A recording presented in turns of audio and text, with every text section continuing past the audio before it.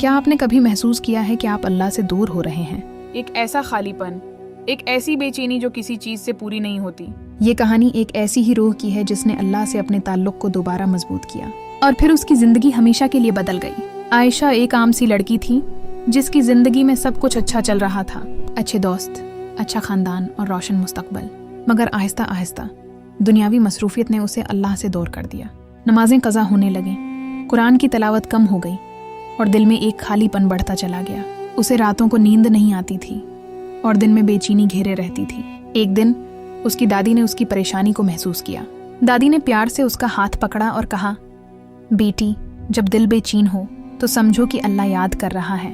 اپنے اللہ سے تعلق مضبوط کرو، دیکھنا تمہاری ساری پریشانیاں دور ہو جائیں گی۔ دادی کی بات عائشہ کے دل میں اتر گئی۔ اس نے فیصلہ کیا کہ وہ اپنے اللہ کی طرف واپس لوٹے گی۔ سب سے پہلے اس نے اپنی نمازوں کو وقت پر ادا کرنا شروع کیا۔ شروع میں مشکل ہوئی مگر اس نے ہمت نہیں ہاری۔ پھر اس نے قرآن کی تلاوت شروع کی، ہر روز تھوڑا تھوڑا پڑھتی اور اس کے معنی پر غور کرتی۔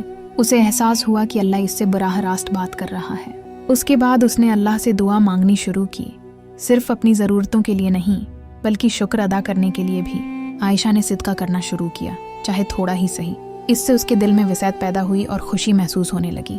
نبی اکرم صلی اللہ علیہ وسلم نے فرمایا، اللہ تعالی فرماتا ہے کہ میرا بندہ نفل عبادات کے ذریعے میرے قریب ہوتا رہتا ہے، یہاں تک کہ میں اس سے محبت کرنے لگتا ہوں۔ صحیح بخاری۔ عائشہ نے نفل روزے رکھے، ذکر اذکار کیے اور لوگوں کے ساتھ حسن سلوک کیا۔ جو اس نے اللہ سے اپنا تعلق مضبوط کیا، اس کی زندگی بدلتی چلی گئی۔ بے چینی کی جگہ سکون نے لے لی، خالی پن کی جگہ محبت نے اور خوف کی جگہ توکل نے۔ اسے ہر چیز میں اللہ کی قدرت نظر آنے لگی۔ دادی نے ایک بار پھر کہا، بیٹی، اللہ کو یاد کرو، اللہ تمہیں یاد رکھے گا۔ عائشہ کی کہانی ہمیں سکھاتی ہے کہ اللہ سے تعلق مضبوط کرنا صرف عبادت نہیں بلکہ ایک طرز زندگی ہے۔